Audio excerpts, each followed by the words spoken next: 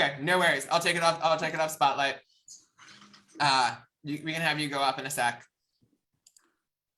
And I'll spotlight you. Okay. You ready? Yeah. Okay. Floor is yours. Take 5 minutes. Talk to us kind of about the campaign, and then time for Q&A. Sure thing. So I'm gonna,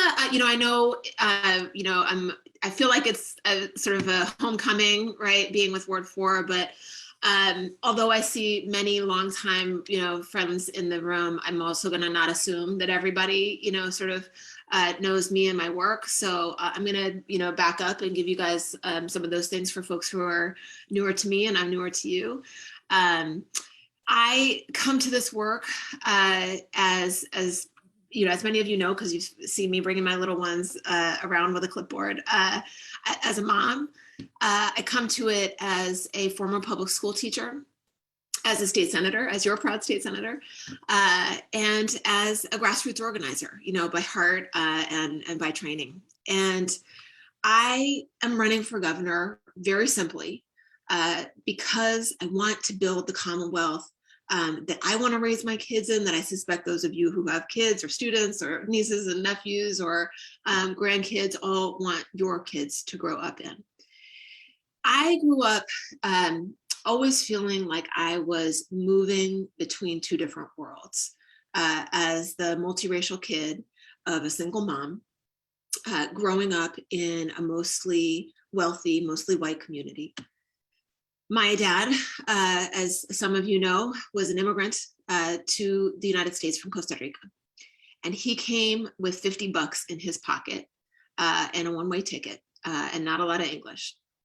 But he, along the way, had the help of some incredible teachers and librarians and lunch ladies.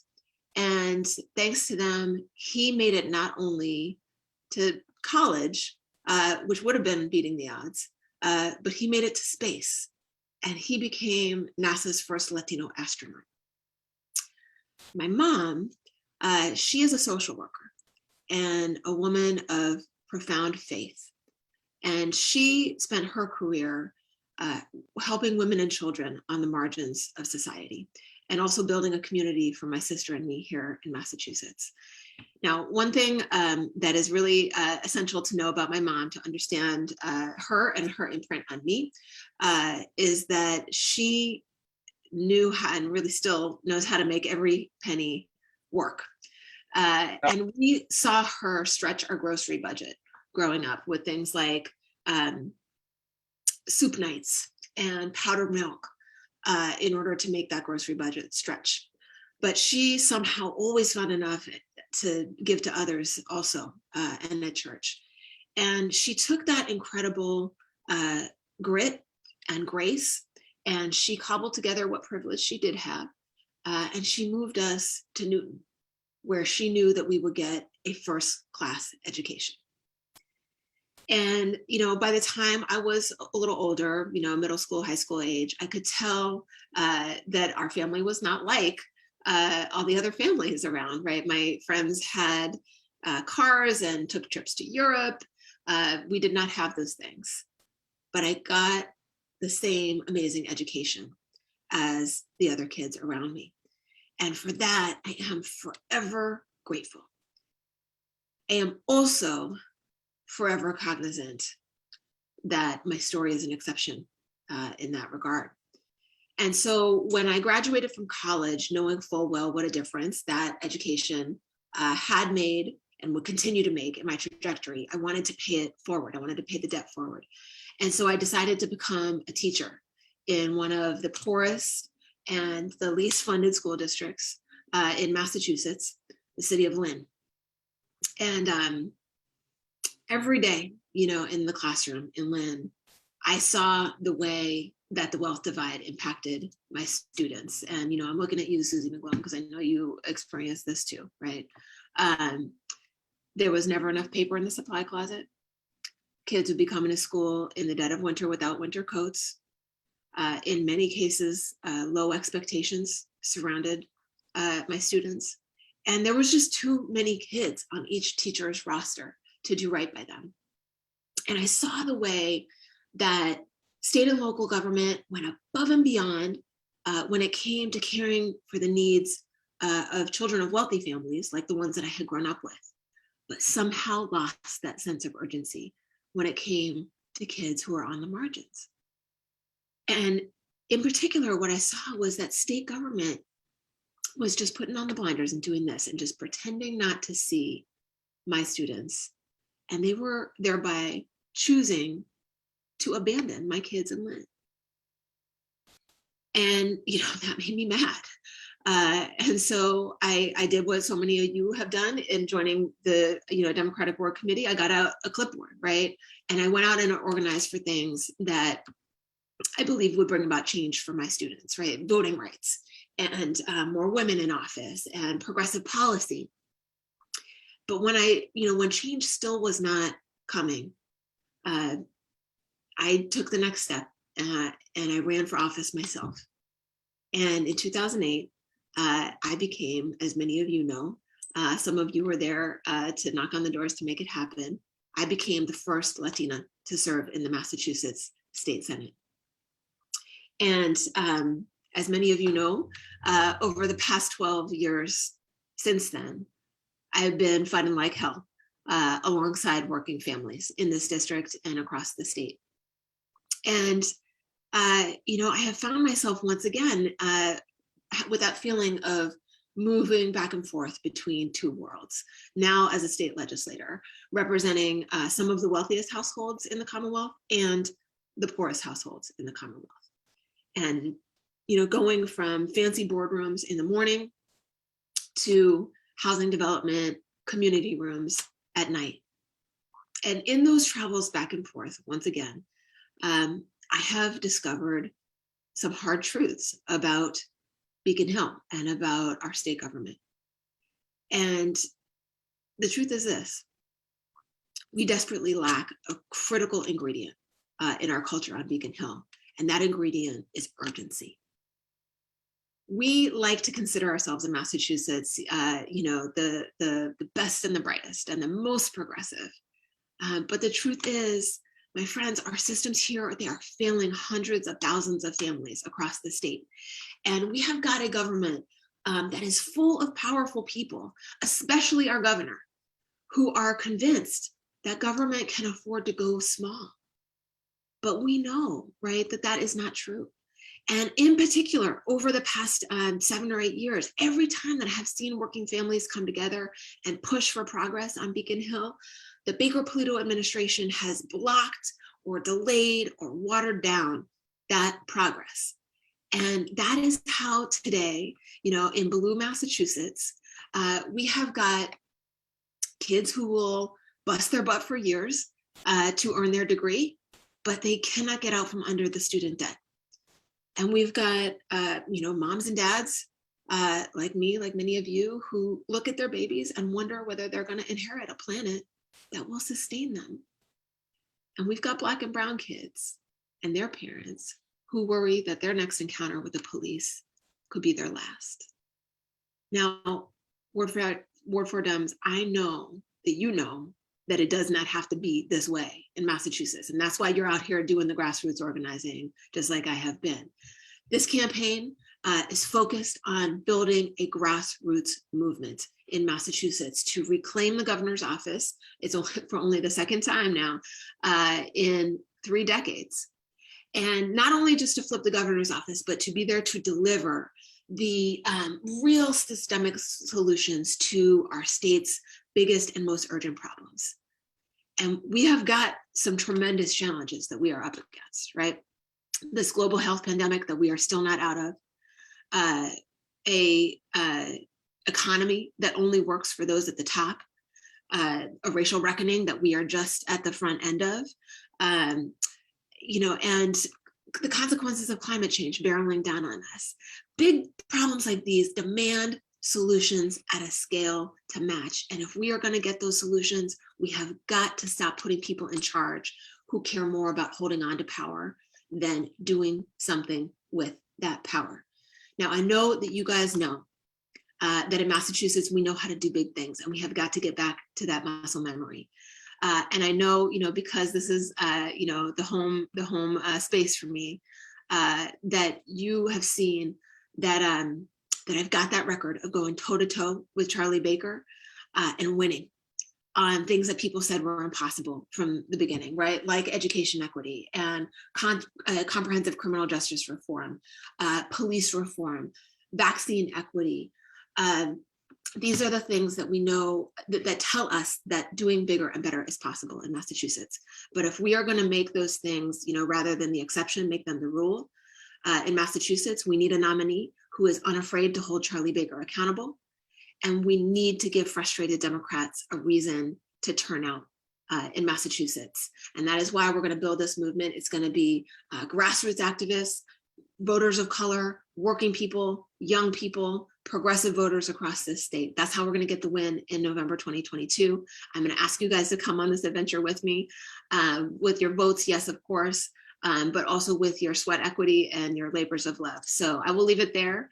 Hopefully you've had many chances to kick the tires over the years, but if you've got new and hard questions, I want to know what they are. Awesome. Thank you so much. So again, as I've said before, folks, either raise your hand, unmute and ask your question yourself, or drop a question to the chat. I see Kim, and then I see Lisa Jean. So Kim first, ask your question for Sonia, then Lisa Jean, and then Stephanie. And not all, I'm not doing, and to clarify, not bundling the questions, just one after the other. But, so Kim. Yes, hi, so glad that you're here. So nice to see you again. You too. So I'm gonna ask a hard question because I'm with you all the way on the politics. You've been an amazing advocate. You've accomplished huge things legislatively. But my observation through the years is that voters are skeptical about senators making the leap to being the chief executive officer and making the leap from legislating to administering and making the leap from a staff of 3 or 4 to a staff of 40,000. And so I wonder how people might be with you on the issues and the movement part of it, but how do you convince the less movement oriented people that you can run the ship if you're given the job to captain it? Yeah. It's a great question. So I'll try to give a couple quick points of answer. One is that, look, in politics, we always, not always, but so much of the time, people make leaps, right? And the best that you can do is, look for some evidence of ability to do those things, right, in the past. But, think about Barack Obama making the switch from US Senator with only a few years of that job under his belt to being president of the United States, right? So I'm going into the job of governor with no less executive experience than Barack Obama did going, into the US presidency. What I will say though about scale is that, an experience with scale, is that if you look at the past decade plus and look at the biggest progressive victories that we have been able to win in Massachusetts, that are truly at scale, that are not nibbling around the edges, not a pilot program here or a commission there, right? But big scale solutions that took huge coalitions in order to win. That I have been, deeply involved in almost all of those major wins, and those take, operations at a much larger scale than just the Senate staff, small but mighty, that I immediately manage as a state senator. They really have been about building very large coalitions that span demographics, that span geographies and regions in our state. And that is something that I've got bountiful experience with and a record of results to show for it. And then our next question was from Lisa Jean Graff. Hello. I'm very happy with your record. The one area that I'd like to get more information about is around disability rights. My understanding, and I might be incorrect, is that a bill that's coming up shortly, H225, it's an act regarding the use of adversives, I think you were against it the last time there was a vote, and I've heard that you're for it this time. And so I was just wondering, your thoughts about it now, and if you're going to be speaking in favor of the bill when the hearing comes up next week. And also, if you want to say anything else about, disability, accessibility, those issues. Yeah, absolutely. Lisa Jean, I'm sorry to say, I just don't know the bill by the number off the top of my head, so I don't, I don't. Sure. Yeah, don't that's the bill that's around adversives, which is basically like shock therapy, punching, pinching, like things that are illegal for people that aren't disabled, but are, wait, I might be saying it wrong. It's legal for people who are disabled to receive these things, but people who are not, they can't have these things done to them. Yeah. So I'm not sure where you heard, that I was. Yeah, I know. That's why I do not have a plan to testify next week. It's not a bill that I have looked, I don't know if there have been changes to the bill this session versus last session. So I would just have to go back and look at it with fresh eyes for this term to make sure that I'm, speaking correctly on the bill. With respect more broadly to the issue of disability rights and access, there's a couple of data points that I can give you about my, my values, on past policy questions, and hopefully that would be a sort of a guidepost for you, for where I would be on future questions. One is that in my time as chair of the Committee on Children, Families, and Persons with Disabilities, one of the proudest pieces of work that I helped to move out of that committee and move to successful passage in the legislature was Nikki's Law, which establishes a registry it's a very high bar for disabled individuals and their families to be able to approve in a court of law abuse by care providers of those with disabilities, many of whom are nonverbal in some cases. So providing an alternate pathway for individuals who are care providers to be decertified essentially from the field if they have been found through an administrative pathway to have, if we can substantiate complaints about abuse. So providing relief for families, that worry deeply about their loved ones who are in institutional care being victims of abuse. Another was during the pandemic. I don't know if you are attuned to this or if you remember it, but in the first summer of the pandemic, when emergency room beds and ventilators, we were getting close to capacity in the state. And the state and hospitals believed that we might come to a point where rationing of ER beds might come into play. The state and hospitals had to put in place crisis standards of care, right, which are the guidelines for sort of rationing that care. And in the original version of the crisis standards of care, there were several comorbidities that would essentially count against you for getting equal access to that emergency care for the ICU care with COVID. And disability, there were several disabilities that were on that list of comorbidities, and hearing from the disability community that were just in a panic that members of their community were going to be denied crisis care by these standards. I and a handful of other legislators stood up and said, we cannot do this, we cannot allow these to be in the crisis standards of care, and got changes made to those standards.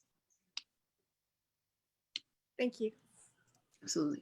Great, thank you. So then I have Stephanie, I have Tim, who noted that he has a question in the chat, and then Ben. Okay, thanks. Thanks for being here, Senator Chang-Díaz. And I super know your dedication to education, but when I think of this current governor, one of the things that always stands out strong is when he was first being elected, that his quote was that you can pay for preschool.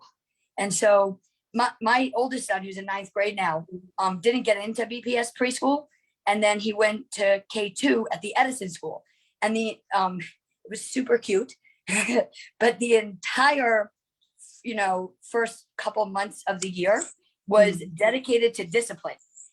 He came home with what I thought were super cute stories, but the stories weren't about education; they were about who made bodily functions on the mat.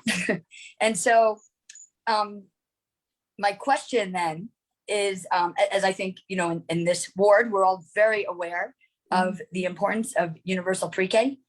During that same time, Harvard came out with a study showing some significant trajectories from pre-K to third grade to college.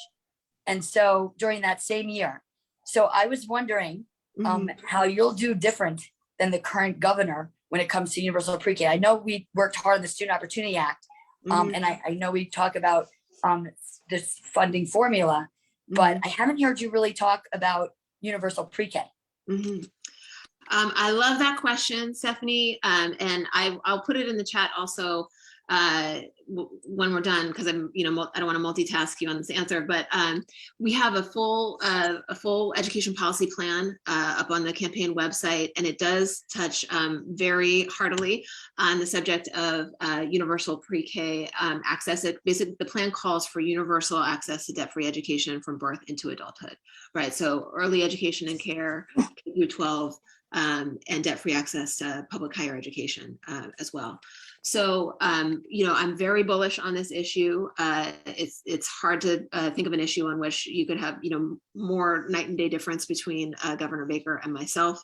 You know, look, I didn't even know about that quote, so I'm glad you're pointing it out to me, but it's so cavalier, right? And it's so out of touch with the struggles of working families and honestly, middle-class families in Massachusetts. It costs about $20,000 on average in Massachusetts to send your child to preschool, you know, to full day preschool, to a high quality setting, you know, on par with a college education. And that's if you can find a spot. 50% of Bay Staters live in child care deserts. This is just a massively broken system, if you can even call it that, because this is, I would struggle to even call it a system. So, you know, and we can pay for it. Most other countries in the world have figured out how to do much more holistic care at the early end of life. And we can do this here in Massachusetts, you know, partner with the federal government. And thankfully we're seeing some progress there. So there's a plan on the website. I'll put it in the chat, but yes, you know, universal access to high quality early ed, absolutely. Great. So Tim, if you want to ask your question, and then Bennett or Jane. Good evening, Senator. Thanks for being here. I know about your tremendous passion for education, and you know you've done so much already. You know the new formula bill is tremendous, but yet in Boston here, the inequity is still terrible. The schools, so many of the schools are just operating under crisis, and we don't seem to get better. So the question is, given the funding that you've helped change, what do we do to really turn education around for the low income, for people of color? What do we do to really make a difference and make that funding bill really work? Yeah. So, you know, the honest answer here is that there is not a, you know, unfortunately, there's not a sort of simple silver bullet that I can name you on this. We have to do, sorry, I'm just turning this alarm off here. We have to be able to do several things at once in Massachusetts. Fortunately, we can, right? Like we know how to walk and chew gum here. We helped put a man on the moon in Massachusetts. We, you know, invented the COVID vaccine here in Massachusetts. We can do this. What it is going to require is, you know, a combination of robust and realistic funding, partnership between state and local governments when it comes, you know, the state needs to be not just a sort of monitor and punisher when, you know, school districts do, you know, sort of go off the rails, but, you know, truly a partner in identifying, lifting up best practices, celebrating where things are going right, partnering with districts to amplify those practices and to disseminate them. And then look, there is also, we could do everything right at the state level. And, you know, in Massachusetts, we are a state that put, you know, that traditionally and still currently, you know, really prizes local control of local schools. And so we do, a tremendous amount of responsibility also rests at the local level in order to make good decisions with those resources. Now, one of the tenets that I wrote into the Student Opportunity Act at every turn that I could find a place to put it, was weaving in the principles of parental involvement, and requiring that school districts, while they retain autonomy on how to spend the dollars, that they need to be transparent and inclusive about designing the plans for how those dollars are going to be used, so that parents have a much stronger seat at the table in the choices about how those dollars get used. And that we are, continuing to be rigorous and data driven and watching, what is moving the dial on school practice. And then the last thing I'll say is that we simply cannot expect for our schools. We need to maintain high expectations, right? I have no patience for low expectations in schools, right? That is something I take in bullishly from my experience in the classroom. But we cannot expect schools to solve all of the problems that that government and society plants at their doorstep, right? When kids are coming in hungry, when they're coming in with trauma, when we've got, hundreds of kids in our school system who are grappling with homelessness. These are problems that we have to take responsibility for outside of the four walls of the school if we truly want our schools to succeed as well. Thank you. Great, thank you. And then Ben or Jane. Well, hi, Senator. I'm so delighted that you are such an advocate for education. I appreciate all your work. There's current legislation, the Common Start legislation. Senator Lewis and Moran, I assume you're supporting that? And I am. I'm a proud supporter. For that. That is a hearing I'm going to be at next week. That one I know. So yes, very proud supporter. I've been a longtime filer of universal early education access as well. I think that there are components of that bill and the Common Start bill that could be woven together to form a really strong system, from birth up to the doorstep of kindergarten. So yes, I'm a strong supporter, and it appears also in my education policy plan that I'll drop in the chat. Great, thanks. Absolutely. Any other follow? And then I'll quickly note on, I see, okay, Carol's hand up. Quickly, I'll shout out for that for any folks who are interested. There is for the Greater Boston chapter for the Common Start Coalition has an event this weekend and on Saturday at 10:30 a.m. in Boston Common to show support for the bill, which is having its hearing on Tuesday. If I can also just add in here, Jonathan, to weave those two questions together, right? Like one of the best things, if not the best thing that we can do to help our K-12 system succeed is get in place that universal access to high quality early ed, right? When you have young children who are coming in the door of kindergarten with disparities of literally millions of words in difference, right? In what some kindergartners have heard and absorbed over their first 4 years of life and their peers. We are setting them up for failure, right? We are not putting that up at the equal starting line, hence Common Start, right? And so that is one of the most important things that we can do to set the school system up for success. Awesome, thank you. Carol, so a hand up from you. Hi, Senator. How are you? It's so great to have you here, and all of your comments about your commitment to education are super inspiring. If you don't mind, I'd like to go to the other end of the spectrum. Good. And just hear you talk a little bit about the current end-of-life options bill. There are, I believe, just 10 states in the country that allow for compassion and dignity at the end of life for people to make decisions, in their own best interest and their own control. I know that there's a piece of legislation that's, wafting along. I had the opportunity a couple of years ago to testify at the hearing, and it was a big moment for me. And I would really like to see Massachusetts become, I think it would be state number 11. So I'd love to hear your thoughts about that. Yeah, thank you, Carol. Before I forget, there's the education policy plan in the chat. So Carol, I so appreciate this question, and I'm going to be real and vulnerable with you on this one. This is an issue on which I've had a lot of progression over the last couple of years.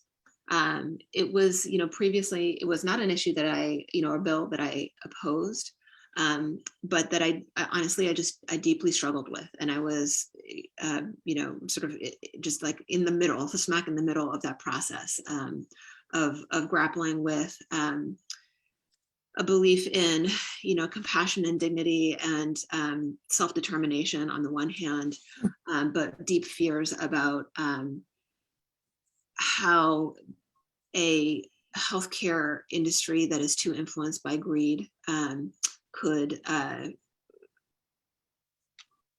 perverse pressures on an end-of-life options system such as you're describing. So that was what I was grappling with. I had a very personal experience a couple of years ago, almost coming up on the 2-year mark in early January, of the untimely and unexpected passing of my mother-in-law, who was the center of our family, just, beloved figure. And her death was an incredible teaching experience for me. I'm sorry, I'm getting a little emotional. She was very fortunate, and we were very fortunate to have, she got to have, an end of life that she could plan and choose, and all of her loved ones around her. And she did not have to suffer through a long and protracted death. And as you can see, that's had a profound impact on me, and it's something that I want in a more visceral way for everyone to be able to have. And so that's really tipping the scales for me. I need to go back and sit one more time with the text of the bill to really be sure, but I'm much closer now. I so appreciate your comments on. I truly believe that what's going to push this legislation over the finish line is more and more people having personal experiences with it. And, for so many of us, we push this inevitability away. It's very difficult to contemplate and put your arms around and think about it in a legislative context, for goodness sake.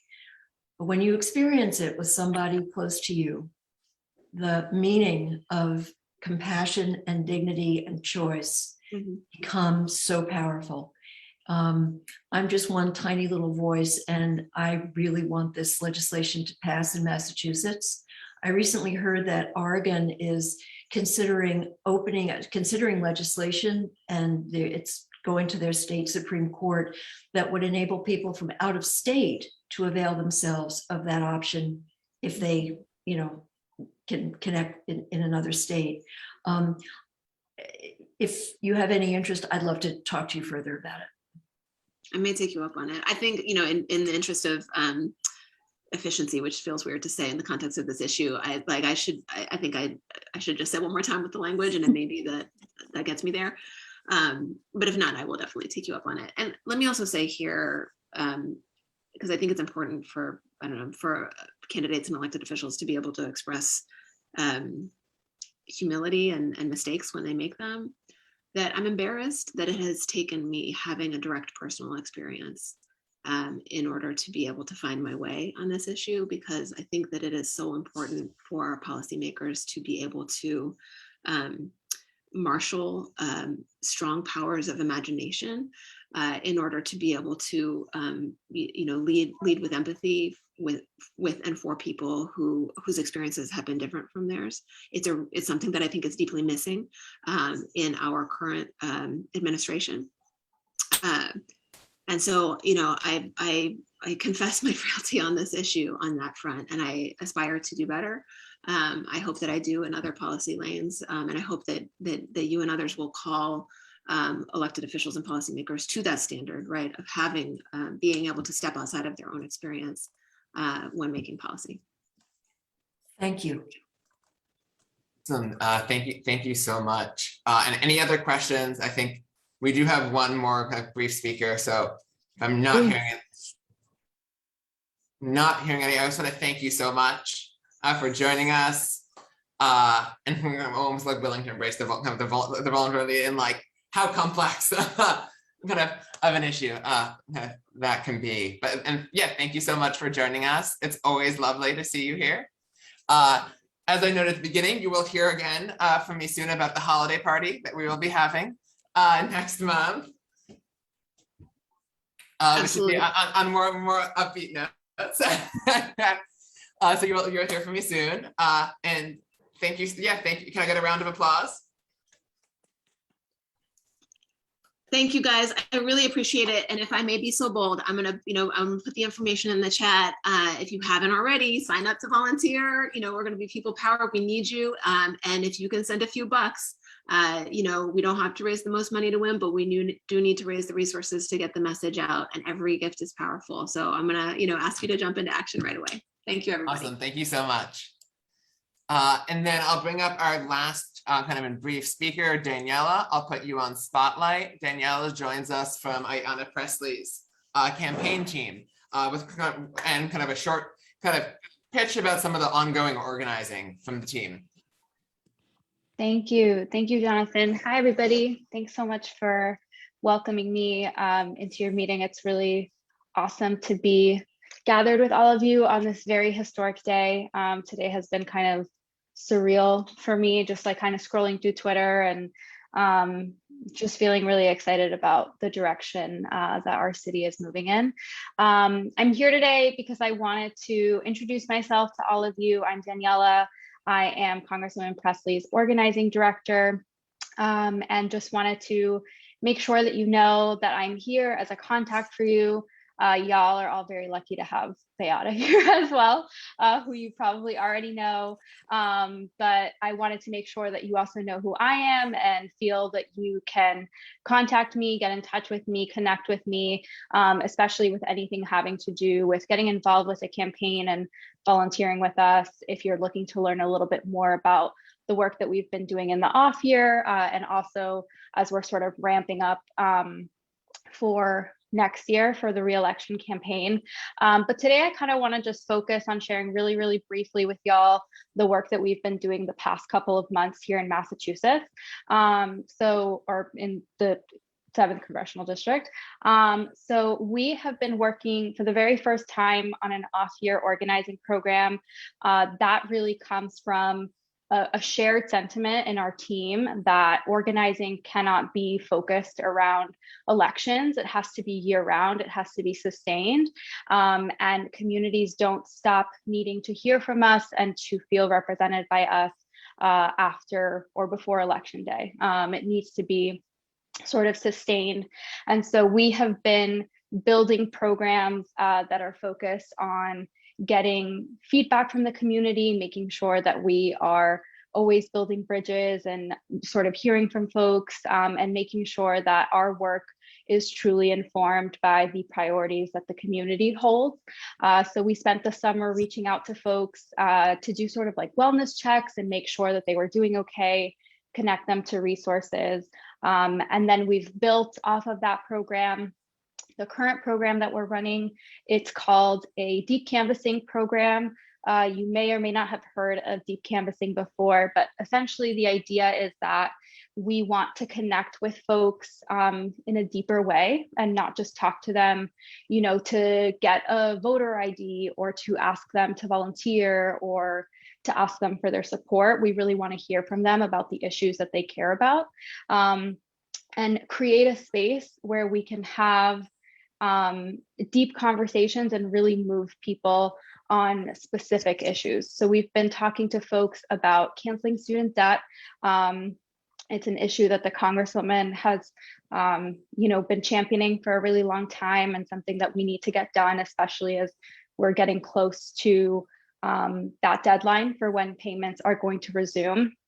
And so we have been calling folks and having conversations with them about this issue, using this deep canvassing approach that is relatively new and really focused on creating a safe space for people to talk through their conflicting emotions or their thoughts about the policy and kind of be vulnerable and share with us, what's holding them back from being supportive of canceling student debt, and then having a conversation that will move them to be more supportive of this policy. So it's been really exciting to see the shift over the course of a 10, 20, 30-minute conversation, and just how meaningful it is for folks to feel like there's someone who isn't here to judge them, or make assumptions about them based on the opinions that they hold or the reservations that they have, but to really be listened to and to have a meaningful two-way conversation